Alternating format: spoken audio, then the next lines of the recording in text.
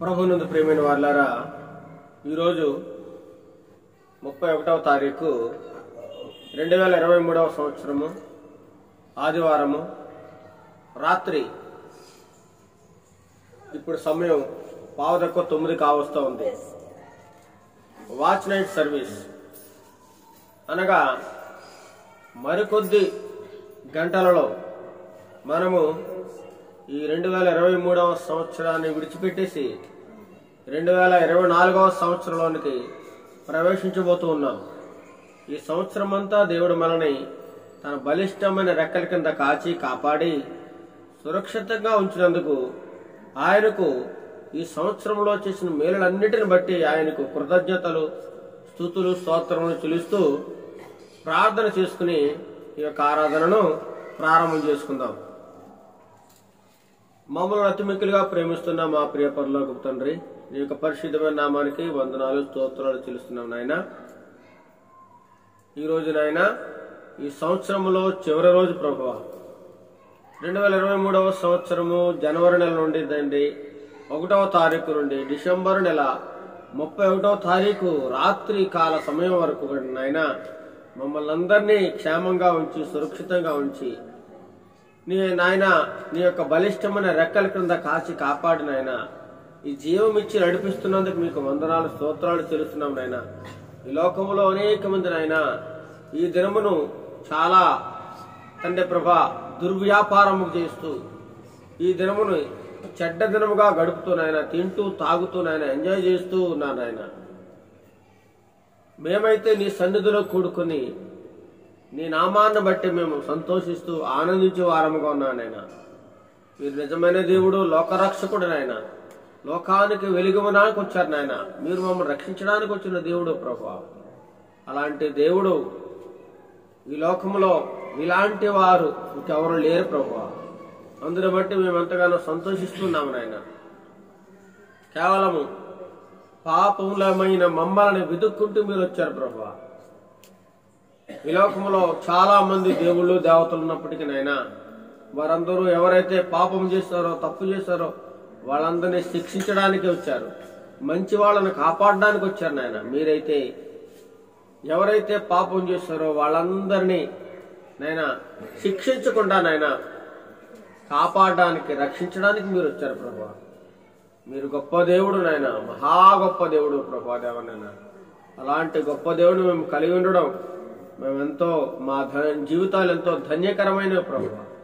నీకే స్తోత్రాలు చెల్లిస్తున్నాం. ఇక్కడ కొద్దిమందిగా కూడుకొని నేను నిన్ను ఆరాధిస్తూ ఉండగా ఈ రాత్రికాల సమయంలో మరికొద్ది నిమిషాల్లో మా ముందుకు ఒక కొత్త సంవత్సరాన్ని 2024వ సంవత్సరాన్ని ప్రవేశపెట్టబోతున్న విధానాన్ని బట్టి మీకు వందనాలు, స్తోత్రాలు అయినా.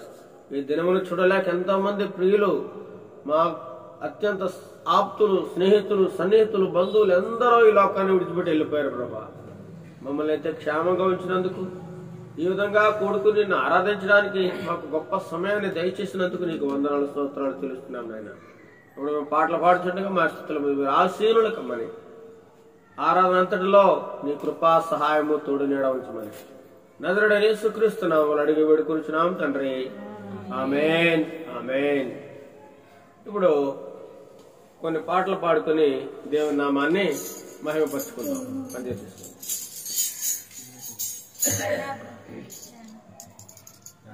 నీతో సమమెవరు, నీలా ప్రేమించేదెవరు, నీలా క్షమించేదెవరు, యేసయ్యా నీలా పాపిని పెట్టిన వారెవరు, నీతో సమమెవరు, నీలా ప్రేమించేదెవరు, నీలా క్షమించేదెవరు, యేసయ్యా నీలా పాపిని పెట్టిన వారెవరు, నీతో సమమెవరు.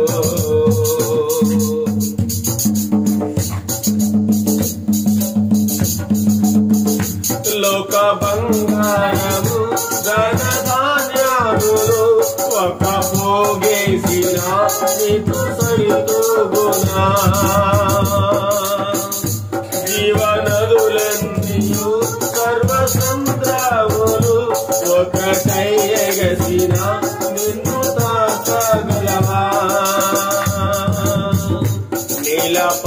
పరిశుద్ధ దేవుడెవరున్నారయ్యా, నీవేగా మంచి దేవుడవు.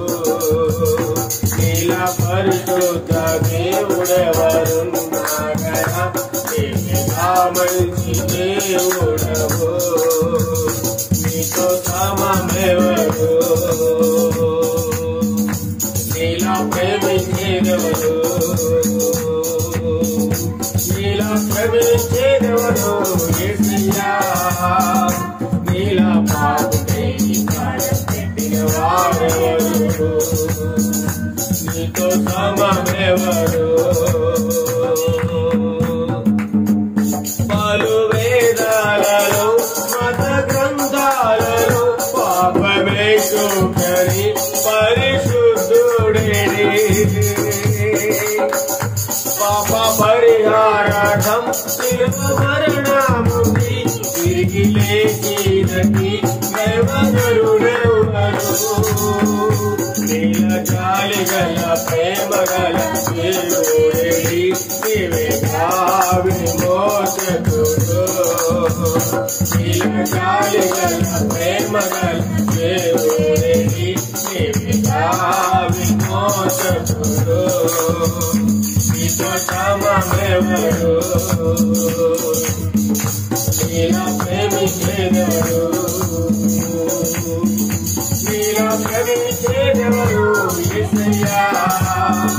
నీలా పాపకై పెట్టిన వారెవరు, నీతో సమమెవరు.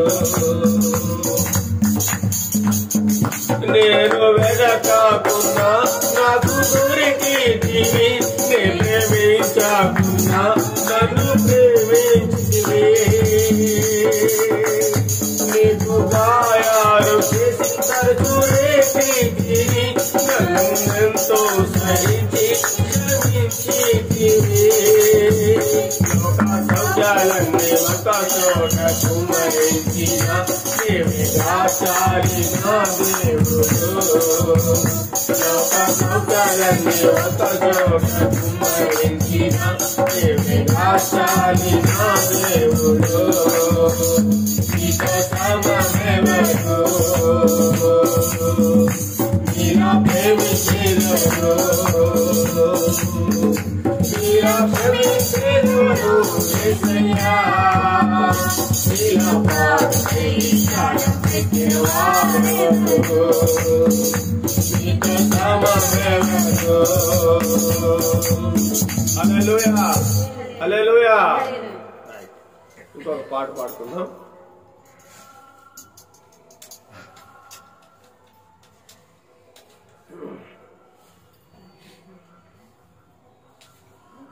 జుంట తేనె దారాల కన్నా మధురమైనది, మంచి ముత్యాల కన్నా విలువైనది అనే పాట పాడుకుని దేవుని నామాన్ని మహిమపరచుకుందాం. జుంట తేనె దారాల కన్నా మధురమైనది, మంచి ముత్యాల కన్నా విలువైనది. జుంట తేనె దారాల కన్నా మధురమైనది, మంచి ముత్యాల కన్నా విలువైనది. పర్వతాలు తొలగిపోని ప్రేమ, శాశ్వత కాలం మీరు ప్రేమించు ప్రేమ. పర్వతాలు తొలగిపోని ప్రేమ, శాశ్వత కాలం మీరు ప్రేమించు ప్రేమ. విలువ ప్రేమ, కలువరి ప్రేమ, విలువ ప్రేమ, కలువరి ప్రేమ. జుంట తేనె దారాల కన్నా మధురమైనది, మంచి ముత్యాల కన్నా విలువైనది. జుంట తేనె దారాల కన్నా మధురమైనది, మంచి ముత్యాల కన్నా విలువైనది.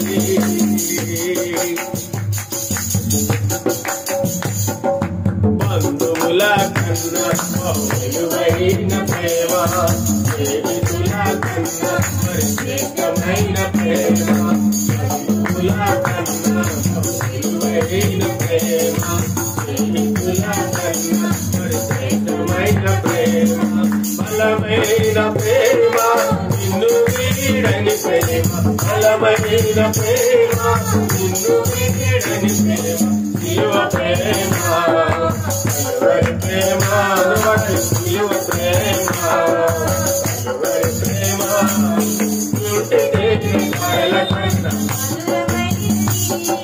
మంచి మోత్యాల కన్నా మళ్ళీ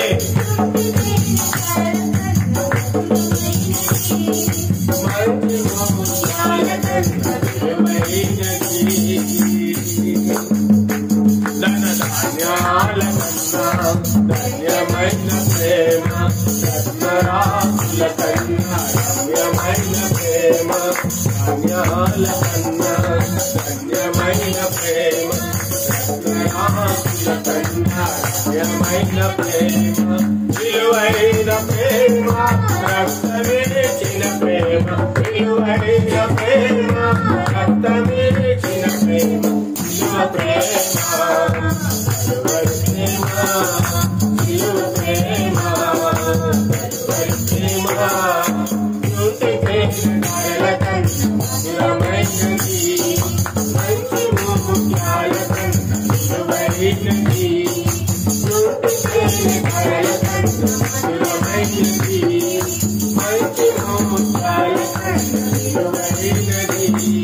పర్వతాలు తొలగినా శాశ్వత కాలం తొలగినా శాశ్వత కాలం ప్రేమించు ప్రేమ విలువ ప్రేమ ప్రేమ విలువ ప్రేమ ప్రేమ చుట్టి తేనె ధరల కన్నా మధురమైనది పశుమూత్రాల కన్నా విలువైనది చుట్టి తేనె ధరల కన్నా మధురమైనది పశుమూత్రాల కన్నా విలువైనది. హల్లెలూయా హల్లెలూయా. చివరగా ఇంకొక పాట పాడుకుని దేవుని యొక్క వాక్యమును ధ్యానం చేసుకుందాం.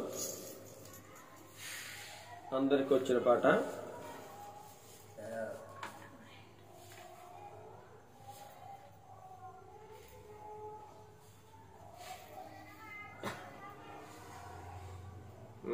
అందరికీ మనిషిగా పుట్టినోడు మహాత్ముడైనా సరే మరలా మట్టిలో కలిసిపోవాలట. తీసుకుని పోలేడు పూచికి పుల్లైన ఇలా సంపాదన వదలవలను. దీపం ఉండగానే ఇల్లు చక్క పెట్టుకొని ఒక చక్క అర్థవంతమైన పాట కేజే నతానియేలు గారు మనకు పాడి వినిపించారు. ఆయన రచన స్వరకల్పన చేసి అదొకసారి మనం పాడుకుని అసలు జీవిత సత్యాన్ని మనం గ్రహిందాం. ఈ పాట ఏ పాట అన్నా పాడుకోవడం కాదు, ఆ పాటలో ఉండే అర్థాన్ని గ్రహించాలి. ఆ పాటలో ఉండే అర్థం ఏంటి, పరమార్థం ఏంటి, ఇందుకోసం ఆ పాట రాశారు, ఆ పాటలో ఉండే సత్యం ఏంటి అనేది మనం తెలుసుకోవాలి. కాబట్టి జాగ్రత్తగా ఈ పాటని అర్థం చేసుకుని జాగ్రత్తగా మనం వింటే ఇందులోనే గొప్ప సువార్త ఉందన్నమాట. మనం అందరం పాడుకుందాం చివరిగా ఈ పాట. మనిషిగా పుట్టినోడు మహాత్ముడైన మరలా మట్టిలో కలవలెనురా. తీసుకొని పోలేడు పూచిక పుల్లైన ఇలా సంపాదన బదలవలెనురా.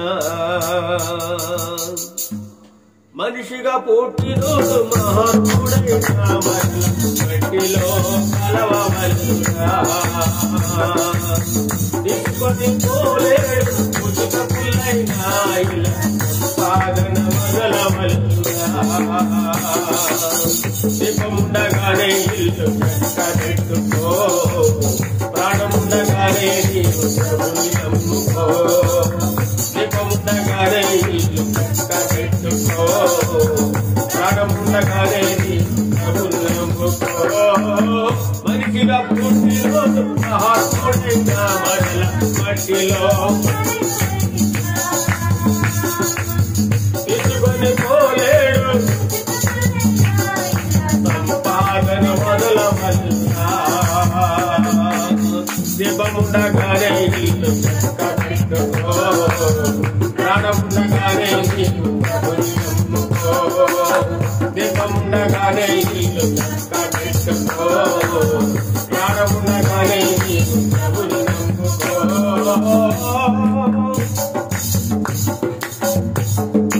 ఒకేసారి జన్మిస్తే 2 సార్లు చావాలి ఆరిపోని అగ్నిలో యుగయుగాలు కాలాలి ఒకేసారి జన్మిస్తే 2 సార్లు చావాలి ఆరిపోని అగ్నిలో యుగయుగాలు కాలాలి క్రీస్తులో పుట్టినోళ్ళు రెండవ మారు స్వర్గానికి ఆయనతో వారసులవుతారు క్రీస్తులో పుట్టినోళ్ళు రెండవ మారు స్వర్గానికి ఆయనతో వారసులవుతారు మట్టిగా పుట్టినోళ్ళు మట్టిలో కలవమయ్యా తీసుకొని పోలేరు ఉచిత పులైనా సంపాదన వదలమయ్యా దీపముండగానే ఇల్లు చక్కబెట్టుకో ప్రాణముండగానే నీకు ప్రభుని నమ్ముకో దీపముండగానే ఇల్లు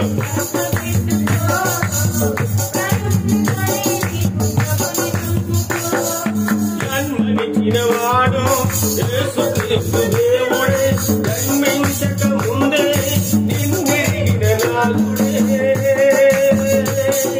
జన్మనిచ్చినవాడు యేసుక్రీస్తు దేవుడే జన్మించక ముందే నిన్నెరిగిన నాథుడే ఆయనను నమ్ముకో పునర్జన్మ పొందుకు నీ జన్మకు నిజమైన అర్థం ముందు చేసుకో ఆయనను నమ్ముకో పునర్జన్మ పొందుకు నీ జన్మకు నిజమైన అర్థం ముందు చేసుకో మంచిగా ఉండిలోను మట్టిలో కలవవల్లా తీసుకొని పోలేడు సంపాదన వదలవల్లా దీపముండగానే ఇల్లు ప్రాణముండగానే నీకు ప్రభుని నమ్ముకో దీపముండగానే ఇల్లు చక్కబెట్టుకో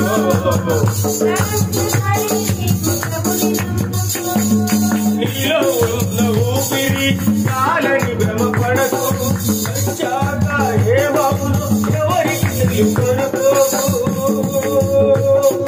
నీలో ఉన్న ఊపిరి నీదని భ్రమపడకు వచ్చాక ఏమవును ఎవరికి తెలుకొనుకోకు నీలోని ఆత్మకు స్వర్గం నరకం నిర్ణయించు సమయం ఇదే కళ్ళు తెరుచుకో నీలోని ఆత్మకు స్వర్గం నరకం నిర్ణయించు సమయం ఇదే కళ్ళు తెరుచుకో మట్టిగా పుట్టినోడు మట్టిలో కలయవల్లా తీసుకొని పోలేడు ఉచిత పులైనా సంపాదన వదలవల్లా మట్టిగా పుట్టినోడు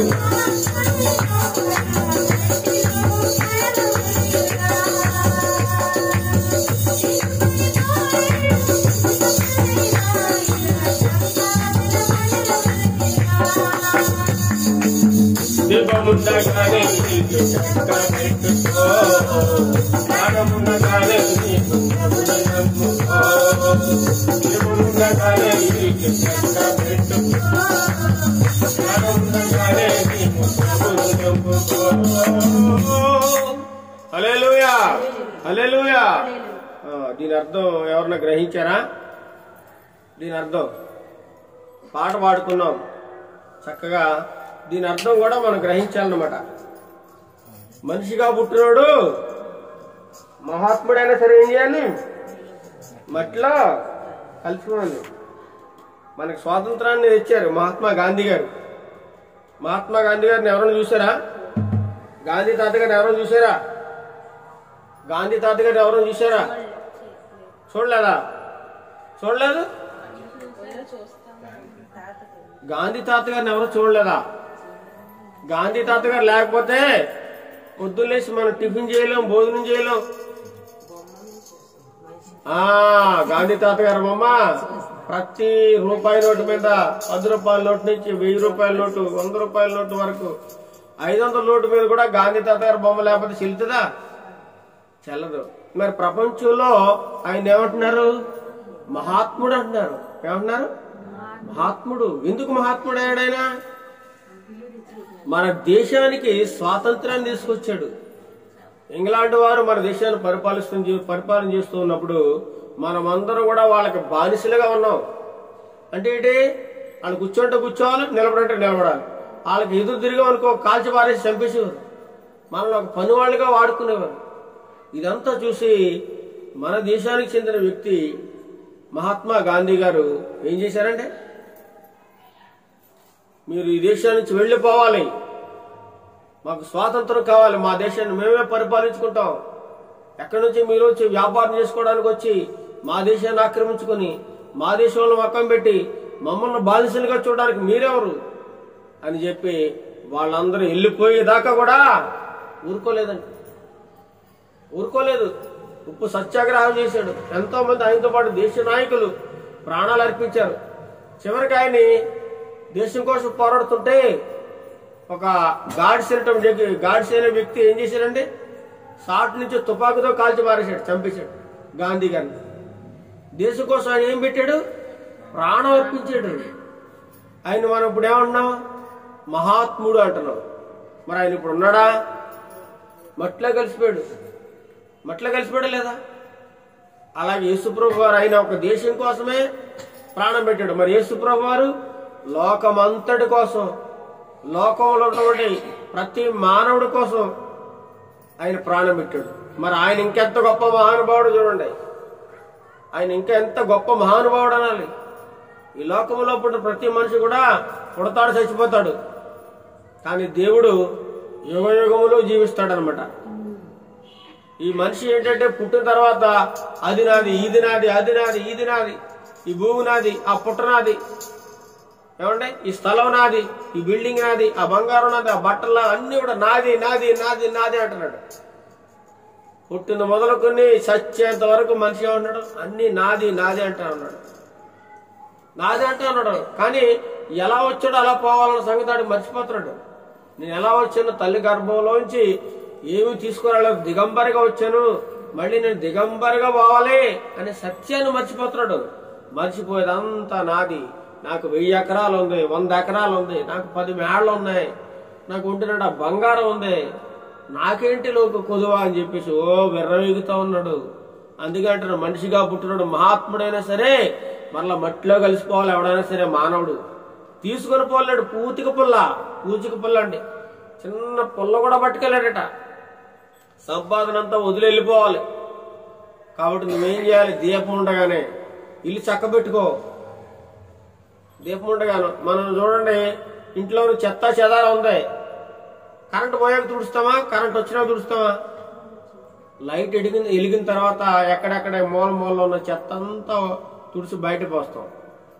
మన ఇల్లంతా లైట్ వెలుగు ఉండగానే మనం చక్కబెట్టుకుంటా, గానీ లైట్ ఆరిపోయాక ఎవడో చక్కబెడతాడు? చీకట్లో చక్కబెట్టరు. అలాగే ఈ ప్రాణం ఉండగానే, ఈ ప్రాణం దేవుడికి ఇచ్చి నీకు ఇచ్చిన ఊపిరి ఉండగానే నువ్వేం చేయాలి? ప్రభువుని నమ్ముకోవాలి, రక్షణ పొందాలి.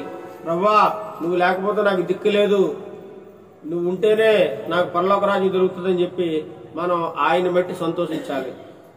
మనిషి ఏం చేస్తాడు? ఒకసారి జన్మిస్తాడు తల్లి గర్భంలోంచి, కానీ 2 సార్లు చేస్తాడు. ఎలాగా? 2 సార్లు చావట మనిషికి. ఎలాగా? ఒకటి భూలోకంలో ఉన్నామో శరీర ఆకారంగా తల్లి గర్భంలో పడతాడు, తర్వాత చచ్చిపోతాడు. అదొక సావు. 2వ చావు కూడా ఉందట. ఏంటది? ఆత్మీయంగా పతనమైపోతాడు. ఆత్మీయ మరణం. ఆత్మీయంగా చచ్చిపోయినాడు, శారీరకంగా చచ్చిపోతాడు, ఆత్మీయంగా చచ్చిపోతాడు. అప్పుడు ఆత్మీయంగా చచ్చిపోయినాడు ఏమవుతుంది? ఆత్మీయ జీవితం అతనికి ఏమాత్రం అభివృద్ధి ఉంటుంది కాబట్టి ఎక్కడికి వెళ్ళిపోతాడు? నరకానికి వెళ్ళిపోయి యుగయుగాలు కాలుతాడట. యుగయుగాలను వాడు చచ్చిపోయాడు నరకంలో. ఎప్పుడు వాడు బతికే ఉంటాడు ఆత్మరూపుగా. బతుకుండి ఆరని అగ్నిగుండంలోను మలమల మాడిపోతూ ఆ మంటలకే తట్టుకోలేక చిన్న అగ్నిపు పడితేనే మనం తట్టుకోలే, ఎంతో బాధ. మరి అలాంటి అగ్నిగుండంలో అగ్ని గంధకాల్లో పడిచేస్తారట పట్టుకెళ్ళి దేవుడు. మరి ఆ బాధ ఇంకెవడం తట్టుకోగలడా? ఒకసారి ఆలోచించండి. అలాంటి శ్రమ రాబోతుంది. కాబట్టి క్రీస్తులు ఎవడైతే పుడతాడో రెండో మారు స్వర్గానికి ఆయనతో వెళ్ళిపోతారట. జన్మనిచ్చింది యేసుక్రీస్తే. నువ్వు జన్మించక ముందే, నువ్వు పుట్టక ముందే నిన్ను ఎరిగిన వాడు. కాబట్టి నువ్వు గాని ఆయన నమ్ముకుంటే పునర్జన్మ పొందుకుంటావు, మళ్ళీ పుడతావు ఆయనలో. నీ జన్మకు అప్పుడు నిజమైన అర్థం ఉంటుంది. నీలో ఉన్న ఊపిరి నువ్వు గాలి అని అనుకుంటున్నావు, ఆ గాలిని పెట్టిందే దేవుడు, ఆ ఊపిరినిచ్చిందే దేవుడు. మనిషిని ఆ నేల నుండి మట్టిని తీసి ఒక బొమ్మగా తయారు చేసి దేవుడు తన ఆకారంలో కాళ్ళు, చెవులు, తల, ముక్కు, నోరు, నాలుగు అన్ని ఏర్పాటు చేసుకున్నాడు దేవుడు. బొమ్మను చేసుకుని ఎదురుగుంటా చూసుకున్నాడు. కానీ ఆ బొమ్మ మాట్లాడుతుందా? మాట్లాడలేదు. ఎదురుగుంటా ఉంది కానీ మాట్లాడతలేదు. చెవులు ఉన్నాయి కానీ వినపడతలేదు. ఎందుకంటే అది మట్టి బొమ్మ కదా. మనమే చూడండి, జిగిరి మట్టి చేసుకుని బొమ్మ చేసుకుంటాం. నువ్వు మాట్లాడినావు, మాట్లాడుతుందా? మాట్లాడుతావు. మరి అది మాట్లాడడానికి దేవుడు ఒక పని చేశాడు. ఏం చేశాడు? ఆ నాసికారంధ్రాలు అంటే ముక్కులోను దేవుడు గాలి ఊదట. ఎప్పుడైతే దేవుడు ఆ గాలి ఊదాడో వెంటనే ఆ కళ్ళు తెరిచి చూడడం మొదలెట్టాడు ఆ మనిషి. ఆ మట్టి బొమ్మ మనిషి చూడడం మొదలెట్టాడు, మాట్లాడడం మొదలెట్టాడు, వినడం మొదలెట్టాడు. కాళ్ళు చేతులతో పనులు చేయడం, నడవడం, ఈ విధంగా మనిషి తయారయ్యాడు. అప్పుడు ఆ మనిషిని చూసి దేవుడు అంతగానో పొంగిపోయాడట. అబ్బా, నా ఆకారంలో నేను మనిషిని తయారు చేసుకున్నాను. ఎంత ఆనందమో మానవుడు చూసి ఎంతగానో సంతోషించాడు. కానీ అదే మానవుడు దేవుడు మాట వెనకపోతుంటే దేవుడు ఇప్పుడు ఎంతగానో బాధపడతా ఉన్నాడట. చాలా బాధ అనిపిస్తా ఉన్నాడు, చాలా వేదన. ఒకనొక సమయంలో ఈ మానవుడు ఎందుకు చేశాడ్రా బాబు, వీడు ఎంత దుర్మార్గుడు అయిపోయాడు, అనవసరంగా లేనిపోతే తలనొప్పి పెట్టుకున్నాను కదా అని చెప్పి ఒకనొక సమయంలో దేవుడు ఎంతగానో బాధపడిన రోజు ఉందట. బాధపడ్డాడు కూడా. కాబట్టి దేవుణ్ణి బాధ పెట్టకూడదు మనం. అందుకే ప్రతి పాటలో కూడా ఒక మంచి అర్థం ఉందని మనం తెలుసుకోవాలి. ఇంతవరకు మనం పాటలు పాడుకున్నాం. చిన్న ప్రార్థన చేసుకుని వాక్యాన్ని ధ్యానం చేసుకుందాం. మన మధ్యలో ఉన్నటువంటి జాజ్ వచ్చి చిన్న ప్రార్థన చేస్తాం.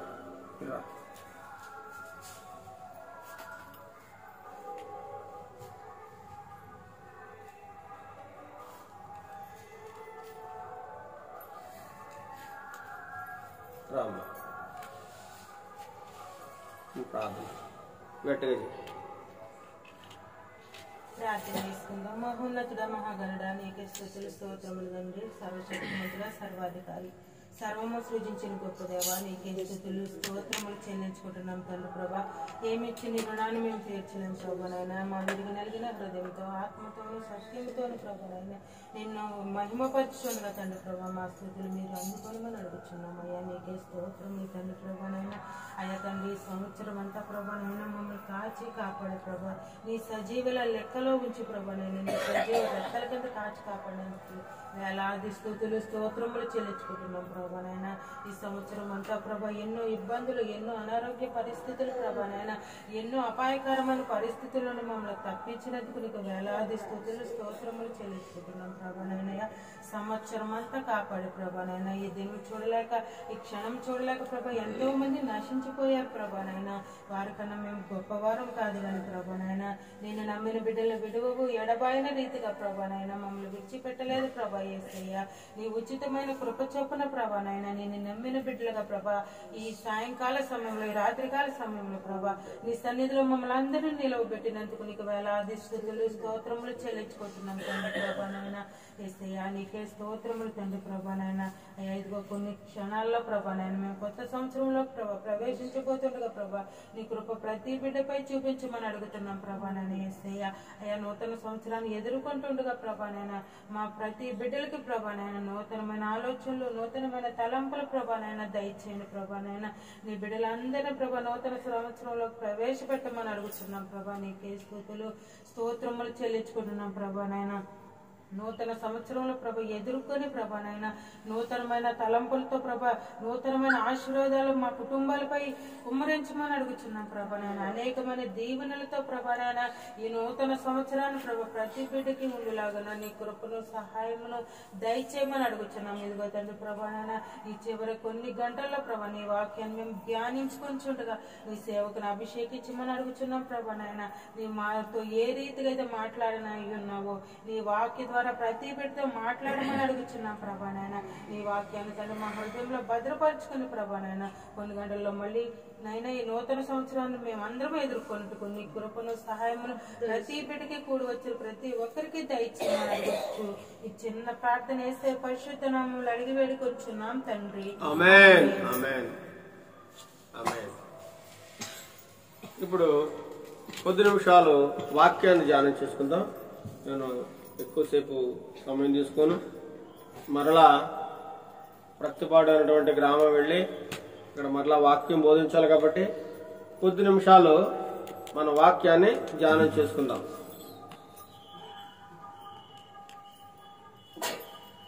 యెహెజ్కేలు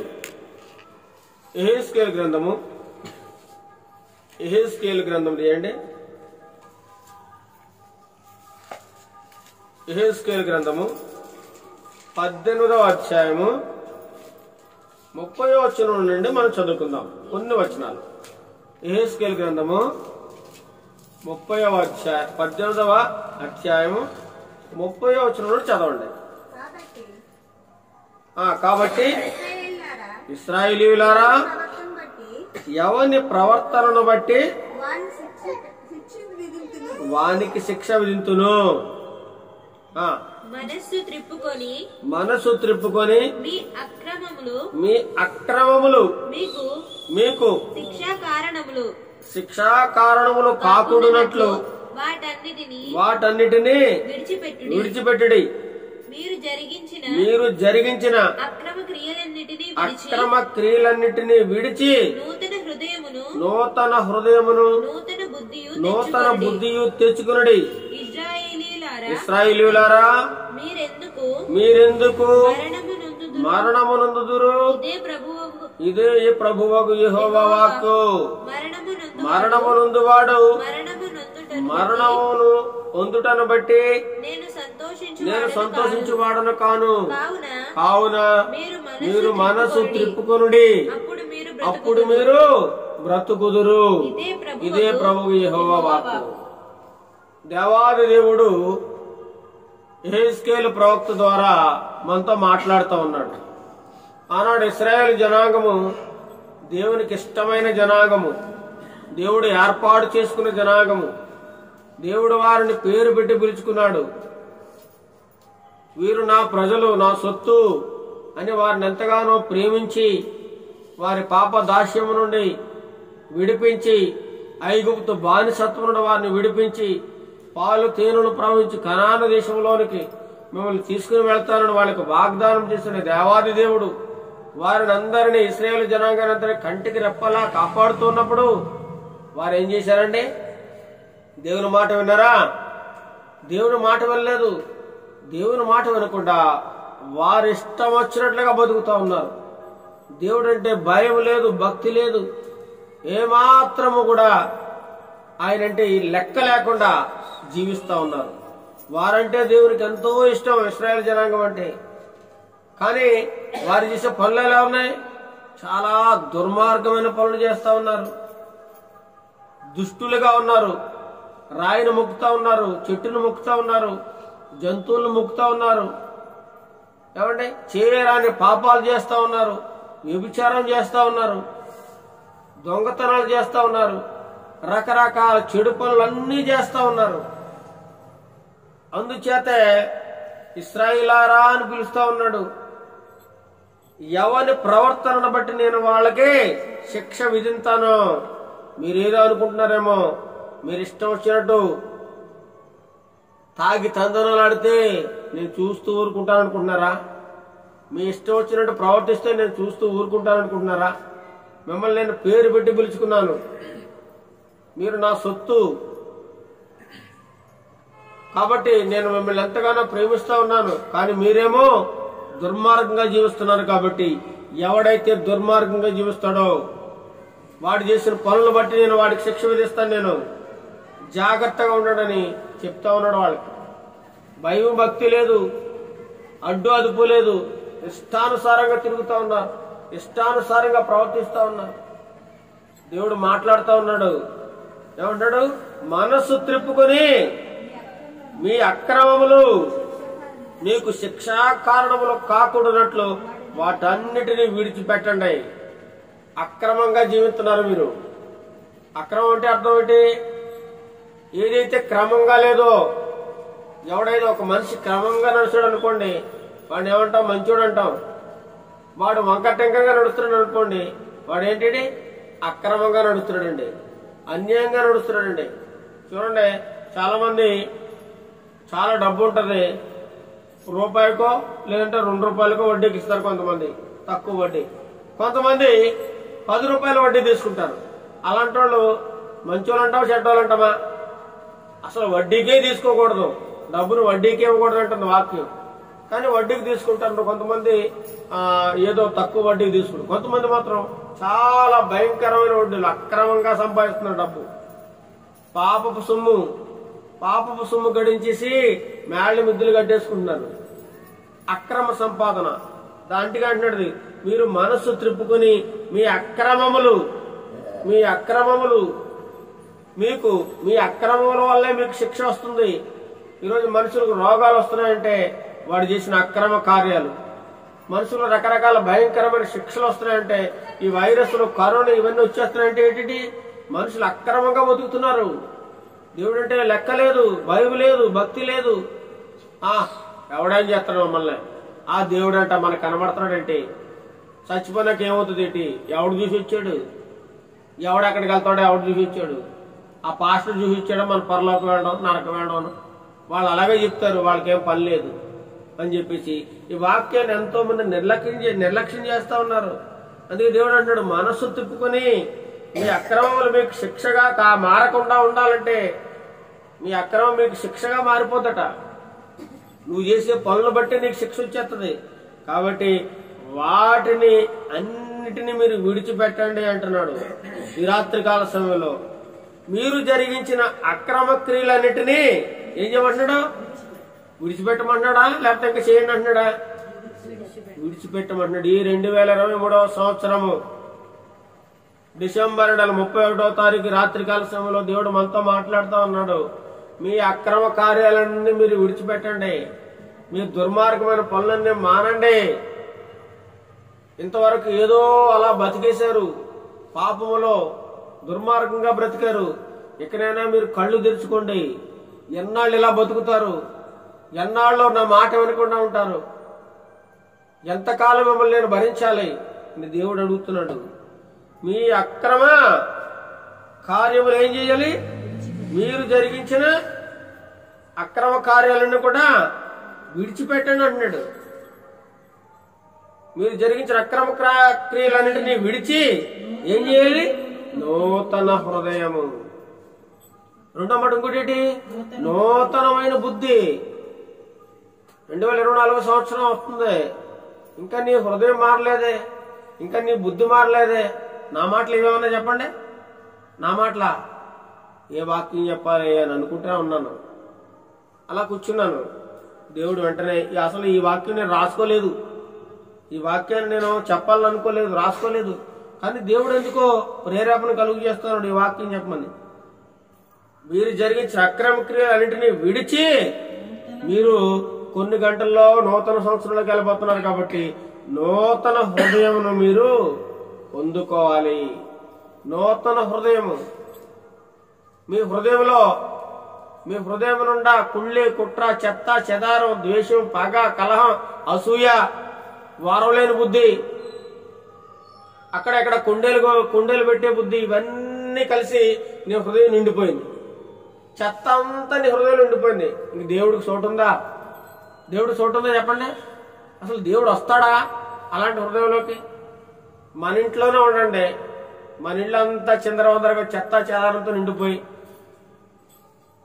ఏమంటే వంటగదిలో ఉన్న సామాన్లన్నీనేమో బడగదులను, పడగదులు ఉండాల్సిన వంటగదిలోనూ ఉన్నాయనుకోండి. అన్నం కూరలు అన్నీ కూడా కుళ్ళు కంపు కూడా వేస్తాయి అనుకోండి. అవన్నీ తెచ్చి బెడ్రూమ్లో పెట్టుకున్నాం అనుకోండి. ఎవరన్నా ఒక చుట్ట మనిషి వచ్చాడు చూడడానికి, తలుపు దిగానే కుళ్ళు కంపు వాసన వస్తుంది. తలుపు దిగానే ఏమవుతుంది? కంపు వాసన, రొచ్చు, రోత. ఇంట్లోకి వస్తాడా చెప్పండి? ఇంట్లోకి వస్తాడా?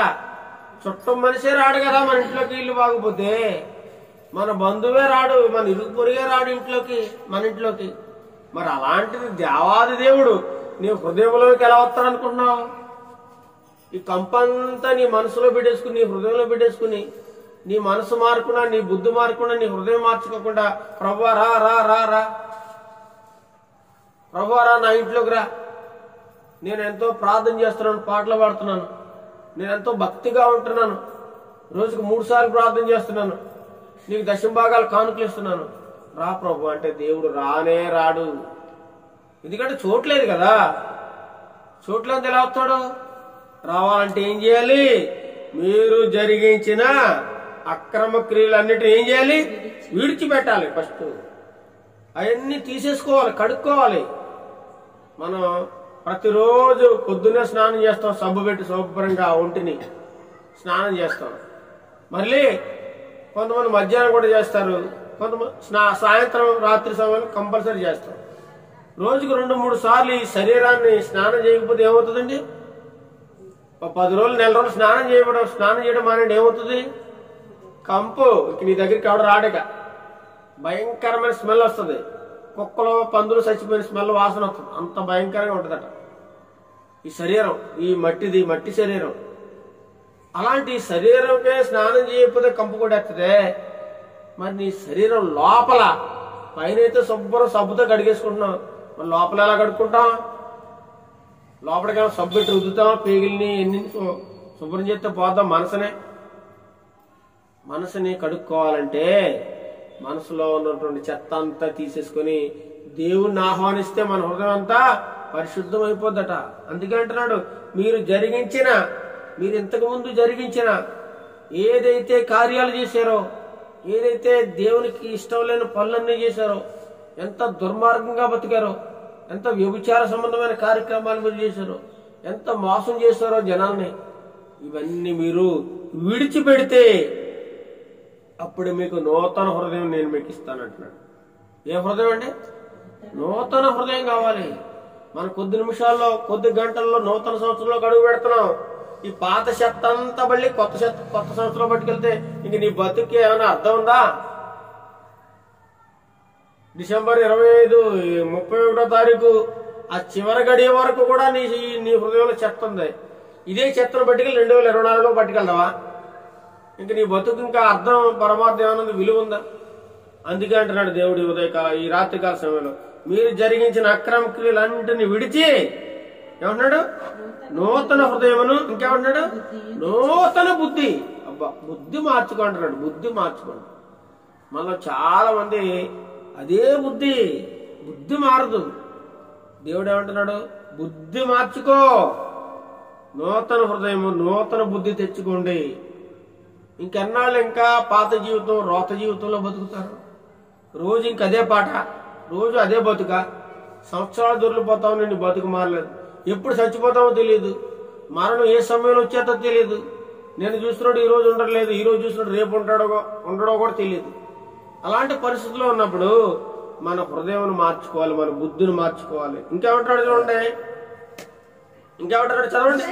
ఇశ్రాయేలీయులారా, మీరెందుకు మరణము నొందుదురు? ఎందుకు చచ్చిపోతారా బాబు? మిమ్మల్ని బతకమని కదా మిమ్మల్ని భూమి మీదకి తీసుకొచ్చాను. చక్కగా బతకండ్రా, నిండు నూరేళ్లు ఆయురారోగ్యాలతో సుఖ సౌఖ్యాలతో వర్ధిల్లండ్రా బాబు, బుద్ధిగా బతకండ్రా బాబు అంటే మీరు ఎందుకు అర్ధాంతరంగా చచ్చిపోతున్నారు? మీరు నీ వయసు 20-30కి ఎందుకు చచ్చిపోతున్నావు? ఇంకా చాలా యవ్వనం ఉంది కదా, పెళ్లి చేసుకోవాలి, పిల్లల్ని కలాలి, వృద్ధులు ముసలివాడు అవ్వాలి, నీ మనవరాళ్ళు ఎత్తుకోవాలి, చూడాలి, చక్కగా ఆరోగ్యంగా ఉండాలి. ఇంకా ఇంత సమయం నీకుంది కదా, మరి నువ్వు ఎందుకు చచ్చిపోతున్నావు? ఎందుకు నీకు మరణం వస్తుందని అడుగుతున్నాడు దేవుడు.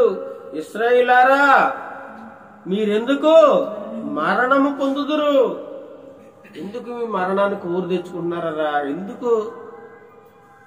మీరు చేసిన పాపాలను బట్టి కదా, మీరు చేసిన దుర్మార్గాలను బట్టి కదా మీరు చచ్చిపోతున్నారు. ఎందుకు మీరు మరణాన్ని కొని తెచ్చుకుంటున్నారు? ఇదే ప్రభువు యెహోవా వాక్కు. దేవుడు మాట్లాడుతున్నాడు. దేవుడు ఈ రాత్రికాల సమయంలో వాక్యం ద్వారా మనతో మాట్లాడుతున్నాడు. చదవండి 32వ వచనం. మరణము నొందువాడు మరణము నొందుటను బట్టి నేను సంతోషించేవాడను కాదు అంటున్నాడు. దేవుడికి ఏ సంతోషం లేదు. నువ్వు నేను చచ్చిపోవడం, యాక్సిడెంట్ లో చచ్చిపోవడం, రోగంతో చచ్చిపోవడం, అప్పుల బాధతో చచ్చిపోవడం, మనశ్శాంతి లేక చచ్చిపోవడం దేవుడికి ఏమైనా ఇష్టం అనుకుంటున్నారా? ఏమాత్రం ఇష్టం లేదు. అసలు నువ్వు చచ్చిపోవడం ఇష్టమే లేదు. నువ్వు అర్ధాంతరంగా చచ్చిపోవడం దేవునికి ఏమాత్రం ఇష్టం లేదట. కొంతమంది చూడండి ఎంత ధైర్యమో, రైలు కింద బుర్ర పెట్టి చచ్చిపోతారు. ఎంత ధైర్యవంతులండి వాళ్ళు. కొంతమంది ఊరేసుకుని చచ్చిపోతారు. కొంతమంది మందు తాగి చచ్చిపోతారు. మన హాస్పిటల్లో చూసాం కుర్రాడు, మంచి వయసులో కుర్రాడు, పెళ్లి అవ్వలేదు, మహా అయితే ఒక 15, 14, 16 సంవత్సరాలు ఉంటాయేమో, మందు తాగేసారట. ఎంత దుర్మార్గం చూడండి. తల్లిదండ్రులు తిడతారు, రే బాబు ఆడు మంచిగా నడవకపోతే రే ఇది మంచి పద్ధతి కాదు, నీ బుద్ధి మార్చుకో, నీ హృదయం మార్చుకో, దేవుడు అంటే నువ్వు భయం భక్తి కలిగి ఉండు, మంచి దారిలో నడు అని చెప్పడం తప్ప అండి పిల్లలకి? ఆడు తప్పు చేస్తున్నప్పుడు కొట్టడం తప్ప, మంచి దారిలో పెట్టడం తప్ప? ఆడు కోపగించి ఏం చేశాడు? మందు తాగాడట. మందు తాగితే ఎవడు పోయాడు? ఆడే పోయాడు. ఆడికి ఇంకెంతో వయసు ఉంది, చక్కగా పెద్దోడు అవ్వాలి, మంచి చదువు చదువుకోవాలి, ఉద్యోగం సంపాదించాలి, పెళ్లి చేసుకోవాలి, పిల్లల్ని కనాలి, ఇంకా పెద్ద జీవితం ఉంది వాడికి. దేవుడు ఎంతో జీవితం ఇచ్చాడు. కానీ ఆడు ఎంత 20 సంవత్సరాలకి 15 సంవత్సరాలకే ఆడి జీవితాన్ని ముగించేసుకున్నాడు. దానికి దేవుడు కారణమా? దేవుడు కారణంగా దేవుడు బాధ్యత కాదు అది. దేవుడు ఏం చెప్తలేదు, మందు తాగి చచ్చిపో, ఊరేసుకుని చచ్చిపో, బండి కింద పడిపో, అలా చచ్చిపో, ఇలా చచ్చిపో దేవుడు ఎప్పుడు చెప్పడం. ఒక మనిషిట తనను తాను చంపుకునే అధికారం ఆ మనిషికి లేదు. ఒకవేళ అలా చేసుకున్నాడంటే వాడు ఎక్కడికి వెళ్తాడు? నరకానికే వెళ్తాడు తప్ప అతడికి ఎంత భక్తిపరుడైనా ఎంత ప్రార్థనాపరుడైనా దేవుని రాజ్యం దొరకదండి. దేవుని రాజ్యం లేదు.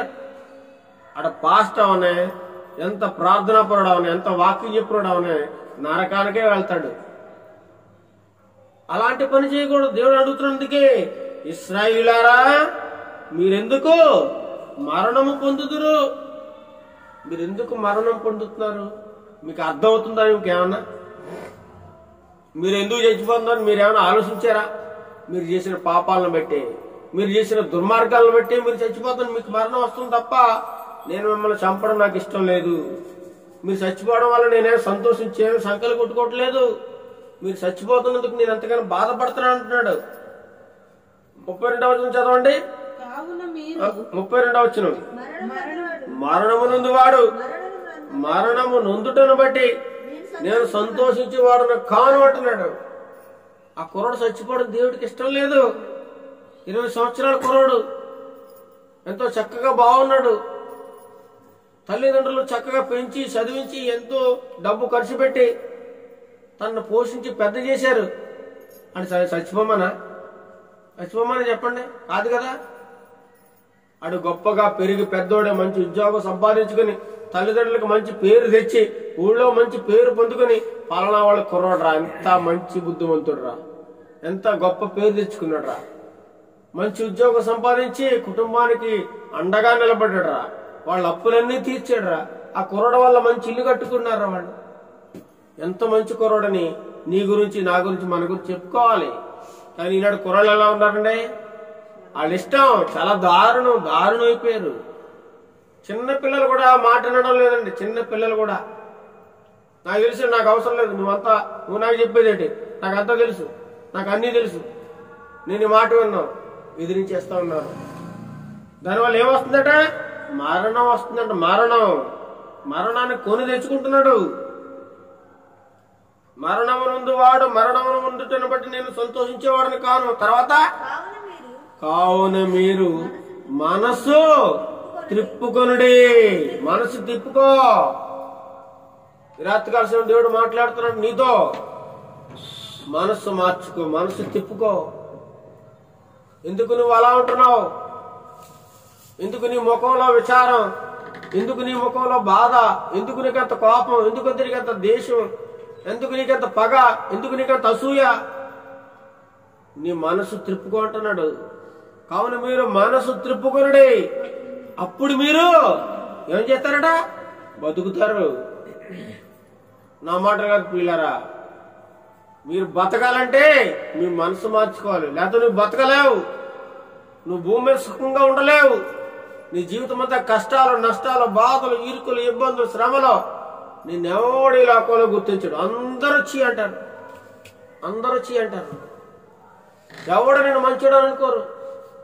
కాబట్టి నువ్వు చక్కగా భూమి మీద బతకాలంటే నీ మనస్సు త్రిప్పుకో, అప్పుడు నువ్వు బతుకుతావు. ఇదే ప్రభువుకు యెహోవా వాక్కు. దేవుని మాట ఇది, నా మాట కాదు పిల్ల. నువ్వు బ్రతకాలంటే, సుఖంగా ఉండాలంటే నీ మనసు మార్చుకోవాలి.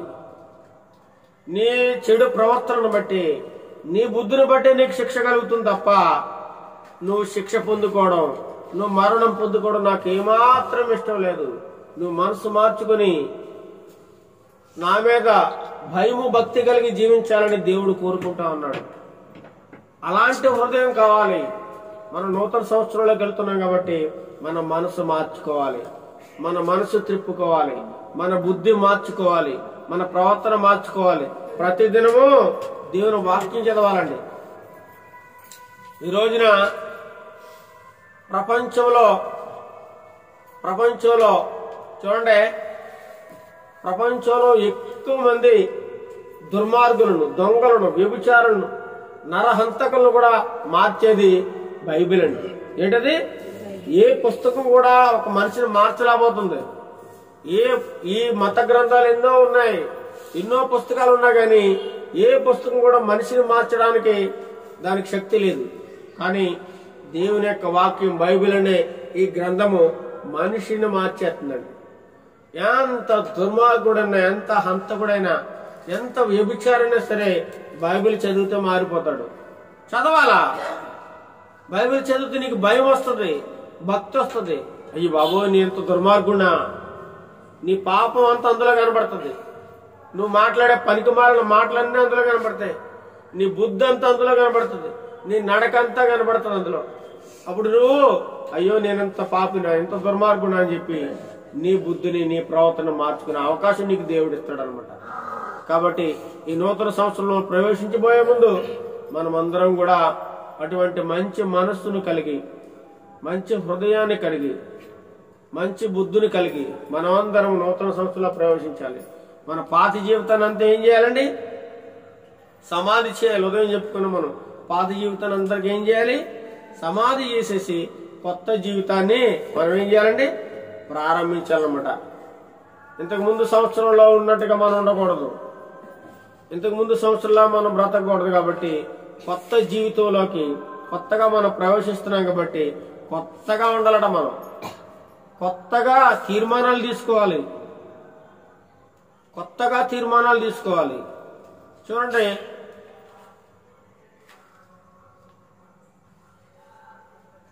కొలస్సీలకు రాసిన పత్రిక 3వ అధ్యాయము 10వ వచనం. కొలస్సీలకు రాసిన పత్రిక ఈ ఒక్క వాక్యం చదువుకుని ముగించుకున్న ప్రార్థన చేస్తాం. కొలస్సీలకు రాసిన పత్రిక 3వ అధ్యాయము 10వ వచనం. ఎలాగనగా ప్రాచీన స్వభావమును దాని క్రియలతో కూడా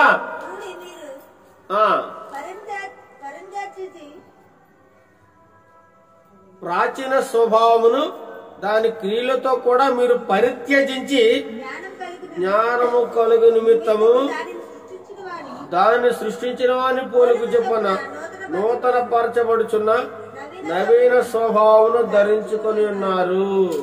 నవీన స్వభావాన్ని ధరించుకోవాలట. పాత చెత్త అంతా కడిగేసుకోవాలట. పాత చెత్త అంతా కూడా కడిగేసుకోవాలి. చూడండి, మన బట్టలో 1 రోజు 2 రోజులు వేసుకుంటే మనం ఏం చేస్తాం? మురికి పట్టేస్తే కడిగేసుకుంటున్నాం. అలాగే మన ఆత్మీయ జీవితంలో మన హృదయానికి పట్టిన మురుగును కూడా ప్రతిదినం కడుక్కోవాలి. కడుక్కోవాలంటే ఎలా కడుక్కుంటాం? సబ్బెట్టి కడగలమా? లేదు. దేవుని వాక్యపు వెలుగులో వాక్యాన్ని చదివి వాక్యానుసారంగా మనం జీవిస్తే మనం కడుక్కున్నట్టే. కాబట్టి అటువంటి కృపను దేవుడు మనందరికీ దయచేయను గాక. ప్రార్థన చేసుకుందాం. నిన్న నేడు నిరంతరం ఏకరీతిగా ఉన్న మా దేవా, నీకే స్తుతులు స్తోత్రాలు చేస్తున్నాం నాయన. ఇంతవరకు మా ప్రియ బిడ్డలకు తండ్రి నాయన, మాకు అందరికీ నాయన నీ యొక్క అమూల్యమైన మాటలను మేము నూతన సంవత్సరంలో ప్రవేశించబోయే ముందు నాయన మంచి మాటలను నీ వాక్య వెలుగులోంచి మా అందరికి వినిపించినందుకు మీకు వందనాలు స్తోత్రాలు చెల్లిస్తున్నాం నాయన. ఈ నూతన సంవత్సరంలో అడుగుపెట్టే ముందు మా పాత జీవితాన్ని అంతటికీ కూడా సమాధి చేసిన ఆయన నూతన హృదయాన్ని, నూతన బుద్ధిని, నూతన మనస్సును మా అందరికీ దయచేయండి నాయన. మంచి హృదయం దయచేయండి నాయన. మా అక్రమ క్రియలన్నిటిని విడిచిపెట్టడానికి, మా పాప జీవితాన్ని విడిచిపెట్టడానికి నీ కృప చూపించండి. ఎంతకాలం మీరు పాపంలో జీవిస్తారు? మీరు చేసిన పాపాల వల్లే కదా, మీరు చేసిన అక్రమ కార్యాల వల్లే కదా మీరు నశించిపోతున్నారు, మీరు చచ్చిపోతున్నారు. మీరు చచ్చిపోవడం నాకు ఇష్టం లేదు అంటున్నావు నాయన. మీరు మరణం పొందడం వల్ల నాకు ఏమాత్రం ఉపయోగం లేదు. మీరు బ్రతకాలి, మీరు సుఖంగా ఉండాలి, మీరు ఆయురారోగ్యాలతో సుఖ సంతోషాలతో ఈ భూమి మీద బతకాలని కదా నేను భూమి మీదకి తీసుకొచ్చాను. మీరు ఎందుకు మీ జీవితాలను అర్ధాంతరంగా ముగించేసుకుంటున్నారని చెప్పి మీరు మాతో మాట్లాడారు నాయన. ఈ రాత్రికాల సమయంలో ఎంతో మంది నాయన విందులు, విలాసాలతో, డాన్సులతో ఈ నూతన సంవత్సరాన్ని ఎదుర్కొంటూ ఉన్నారు నాయన. పాపం చేస్తూ ఎదుర్కొంటున్నారు నాయన. వారితో మీరు మాట్లాడండి నాయన, వారిని బలపరచండి నాయన, వారి హృదయాలు మార్చండి నాయన, వారి పాప జీవితాన్ని మార్చండి నాయన. వారికి నూతనమైన హృదయాన్ని, నూతనమైన బుద్ధిని, నూతనమైన మనస్సును దయచేయండి నాయన. వారి పాపాన్ని ఒప్పుకుని నాయన పశ్చాత్తాపం చెంది నాయన నిన్ను రక్షకునిగా అంగీకరించి గొప్ప భాగ్యం ప్రతి బిడ్డకి దయచేయండి. ఎంతమంది అయితే రాత్రి కాలం నిన్ను ఆరాధిస్తున్నారో వారందరూ దీవించండి, ఆశీర్వించండి. రేపు ఉదయకాల సమయంలో నాయన నూతన సంవత్సరము జనవరి 1వ తారీఖు 2024వ సంవత్సరంలో మేము ప్రవేశించిన ఆయన నిన్ను ఆరాధించుకునే కృపను మా ప్రియ బిడ్డలందరికీ మాకు దయచేయమని ఘనత, మహిమ, ప్రభావాలు మీకే చెల్లిస్తూ నజరేయుడైన యేసుక్రీస్తు నామమున అడిగి ప్రార్థిస్తున్నాం తండ్రి. ఆమేన్, ఆమేన్. పరలోక ప్రార్థన. పరలోకమందున మా తండ్రి, నీ నామ పరిశుద్ధపరచబడుగాక, నీ రాజ్యం వచ్చును గాక, నీ చిత్తం పరలోకము నెరవేర్చినట్టు భూమి మీద నెరవేరును గాక. మాకు కావాల్సిన అనుదినాన్ని మాకు దయచేయండి. మా రుణస్తులు మేము క్షమించిన ప్రకారం వారిని క్షమించండి. ఎందుకంటే రాజ్యము, బలము, మహిమ నిరంతరము నీవైనావు తండ్రి. ఆమేన్, ఆమేన్. ఆశీర్వాదం. మన తండ్రి దేవుని ప్రేమయు, మన ప్రభువైన యేసుక్రీస్తు కృపయు, పరిశుద్ధాత్మ దేవుని యొక్క అన్యోన్య సహవాసము ఇప్పుడు నువ్వు ఎల్లప్పుడూ సదాకాలము మాకందరికీ నూతన సంవత్సరంలో ప్రవేశించబోయే ప్రతి బిడ్డలకి 2024 సంవత్సరం అంతా కాచి కాపాడునుగాక. ఆమేన్, ఆమేన్. అందరికీ వందనములు. Praise the lord.